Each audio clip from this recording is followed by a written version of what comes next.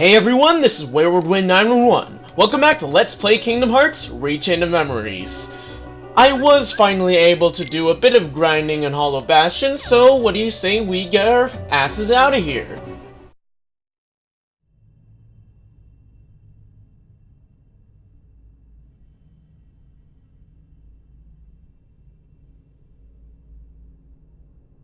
Where'd Riku go? Guess he must have finally got tired of fighting with you. I sure hope so. So apparently when Donald and Goofy are there, Riku doesn't appear? Huh. Well, I guess I'm not gonna complain. I mean, after all the fights we've been having with Riku, it's nice to have a little bit of a break from that.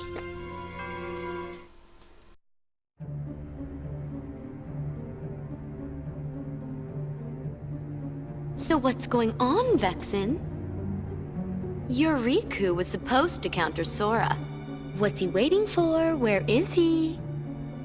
He's hiding somewhere to lure Sora deeper into the castle, right? I suppose we should just leave it at that, you know. Aha! Oh, I see now. I would have never guessed that. So sorry, Vexen. Silence!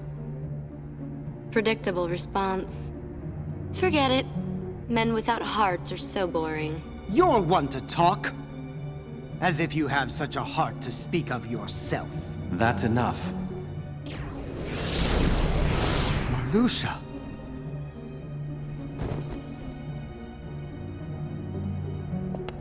Vexen, the simple fact is that your project was a failure.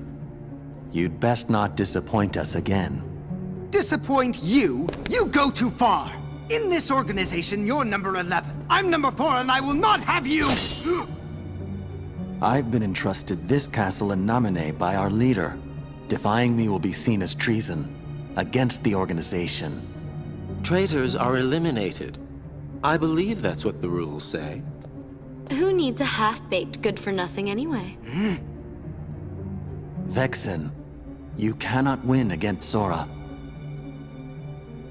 Pity to be so ignorant. As you're only able to see the surface of things, I should not expect you to appreciate my true might. Oh? Then let us watch as you prove it. What? None of us wish to be suspicious of a comrade. Your insincerity is comforting. You give a challenge like that to Vexen and he'll seriously want to eliminate Sora. That would be an unfortunate denouement.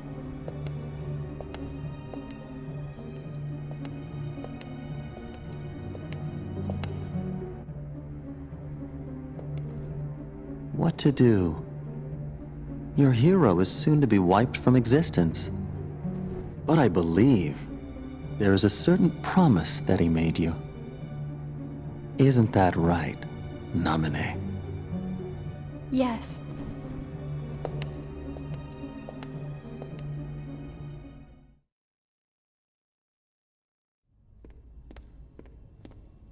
Wow, the 10th floor. We've got an up pretty high. And that must mean we've lost 10 whole floors worth of our memories. Sora, it's still not too late. Don't you think we should turn back? Can't do it. Because that would break an old promise that I made. An old promise? What would that be? On the islands, I promised Namine that I'd keep her safe, no matter what. But I forgot it. I didn't remember until I started forgetting everything else. A promise between the two of us. That's why I can't leave. Now that I remember the promise, I have to keep it. Of course. We understand, Sora. Oh hey, would you look at that? We finally have a face and a name to Coat Guy.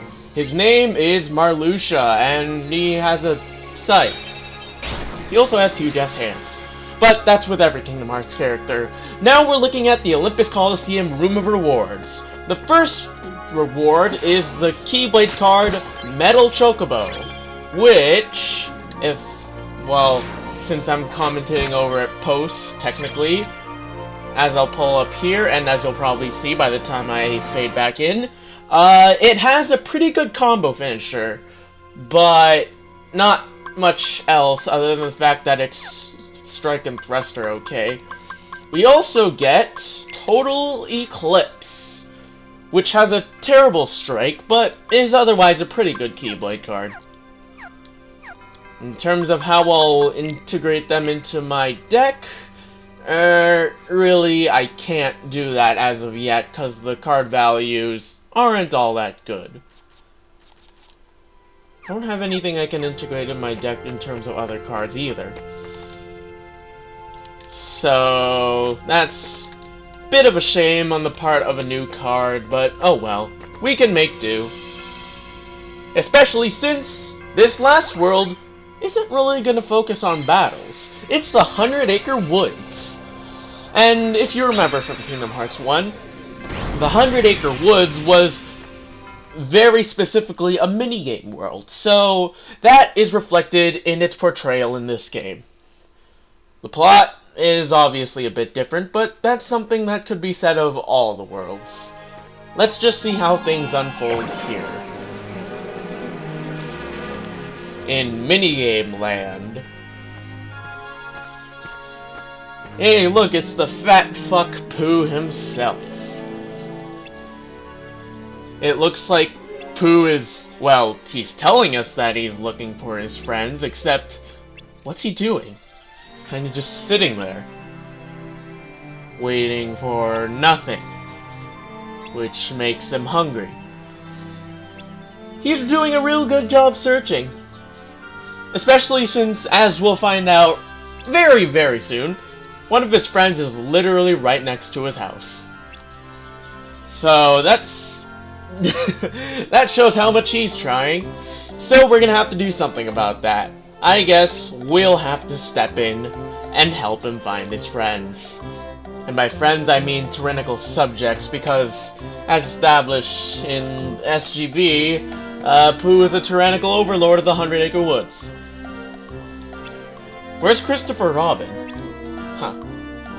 Well, I guess his role doesn't matter, since that's basically Sora's role in this game. Now, before I address that friend that's like literally right there, I want to take a note of this.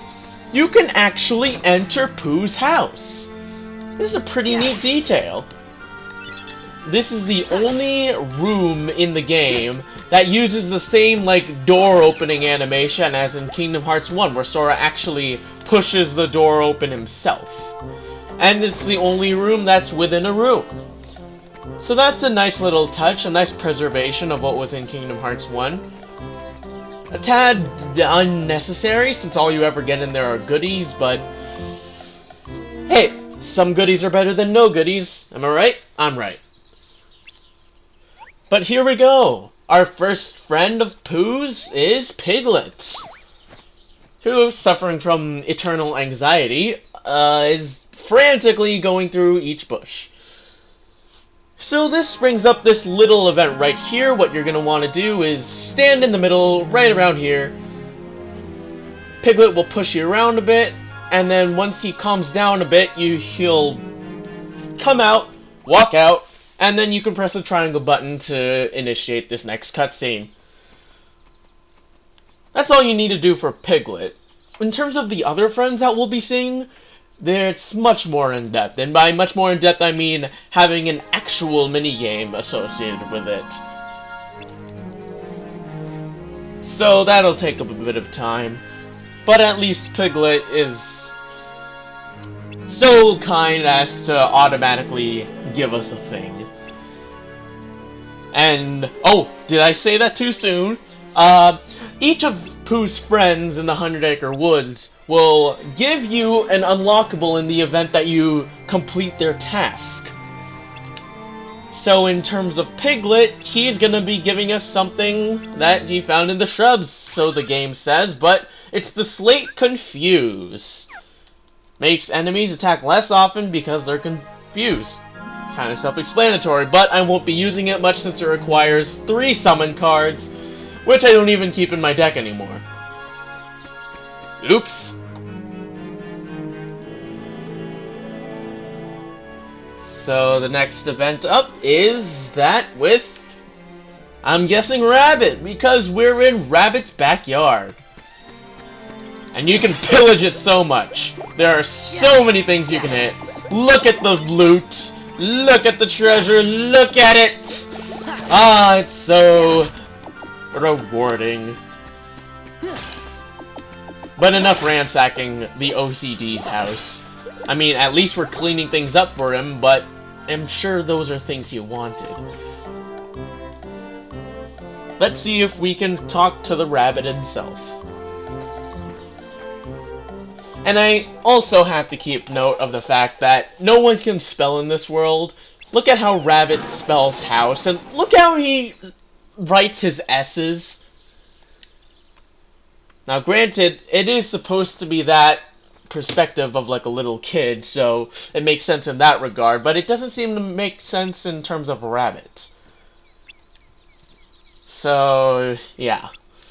Another thing to note, if I'm to keep on commentating with some sort of idea in my head, look at the lighting on Sora compared to Pooh.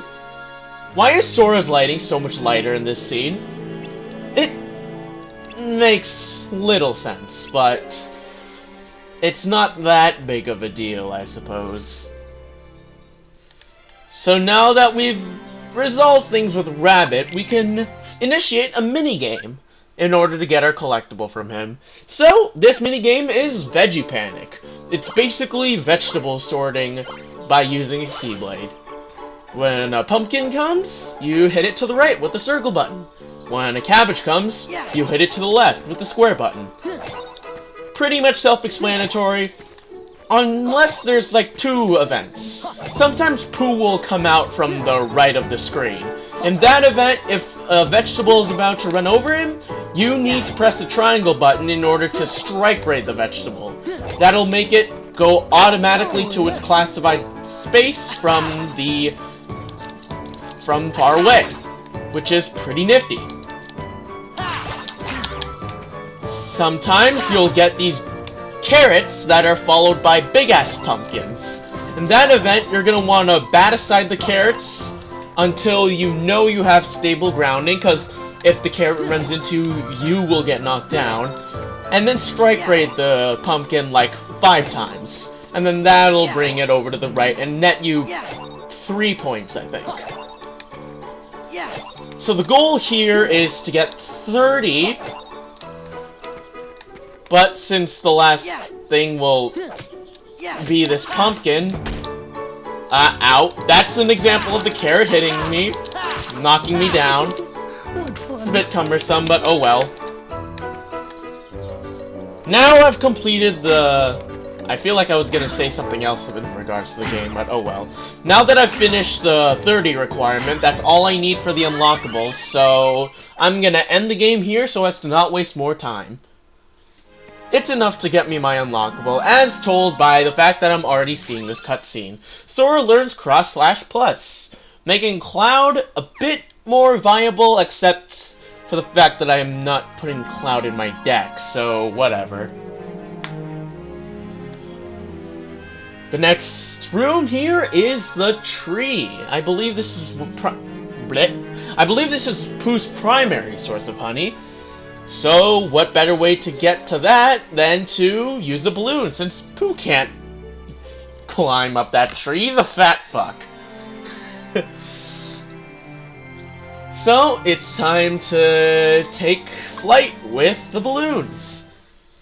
This brings us to the next minigame, Balloon Glider. Basically, we're going to want to make it up as high as possible. Control is very simple. Just use the circle button to go up. The goal here is to collect as many of these honey orbs as possible as you go through, while at the same time keeping in mind to make sure that you or the balloon doesn't get hit. That will make you lose a balloon. Now, why Sora getting hit makes you lose a balloon, and by lose a balloon I mean the balloon bursts, I couldn't tell you. You also have to keep track of the fact that the trees can burst your balloon. So that's a bit troublesome. You can carry a maximum of 3 balloons. As you see there, when you have more than 3, it passes through you. But then, if you happen to run into it again, you can still collect the balloon. It's not like it gets consumed without you benefiting from it. Perhaps a bit more. But overall, this game isn't even all that hard. In fact, I'm going to be doing the trophy requirements. Yes, in the 1.5 HD remix, all of these minigames have their own trophies.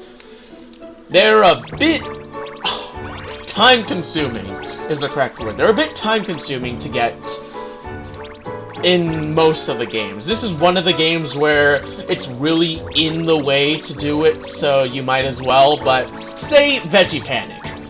You saw that it took like maybe a minute and a half to get to 30. It takes 150 to get the trophy. That takes like 7 minutes, and if you flub up at like 110, then you're doing all that over again. So, unless you have like the certain rhythm for it, which, okay, for all intents and purposes isn't that hard to get, but it can still be frustrating when you lose when you're so far. And that'll apply again to the other games, which we'll be getting to later on. Because I do predict that this minigame will take up the rest of the parts. Especially considering how I'm getting every score bubble here.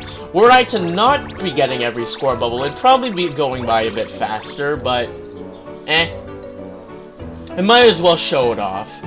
Now, in terms of getting the trophy requirement, I might link some trophy guides for the minigames in the description. Whether or not I make them or I link someone else's, I don't know yet, but yeah, be sure to look out for that. Otherwise, check it out somewhere else, because apparently I can't be asked to do it. Is this the way I want to go? Pooh. We have two balloons left. I feel like I've been saying bubbles, and that's wrong. But whatever, I don't need to dwell on that anymore because we got the excellent. We got 500 points on the minigame. And hello, Owl. You know what, this scene is strange because it looks like it's in 60 frames per second. That may just be me, of course, but strange. Now, unfortunately, even if that's the case, you guys won't be able to see it because I can only record 1080p and 30 frames per second. Now, why I'm recording an HD remake in 1080p, I just figured that it doesn't really matter since Kingdom Hearts usually runs at 30 frames per second anyway. So now that we're done with that minigame, Owl is going to ramble on about how, sure, with the balloon, or just any means of facilitating finding people, you can find them, but you can't reach them. So that makes us go further on foot. Though I would have liked the quick way to get through this world, but oh well. I like unlockables, such as this one, Faraga Burst. There makes it so that Faraga Burst makes a huge-ass fireball right above you, and then you hurl a bunch of mini fireballs at your enemies. So that's pretty nifty, but I won't be using it much because gravity. Weird how I'm forsaking a lot of these slates. Oh well. I think we've done enough minigames for now, so next time we're going to be heading on further with the 100 Acre Woods, completing the next half of it, since this is a straight line with 6 rooms. So, this has been Wayward Wind 911. Thanks for watching this episode of Let's Play Kingdom Hearts Rechain of Memories, and have a great day.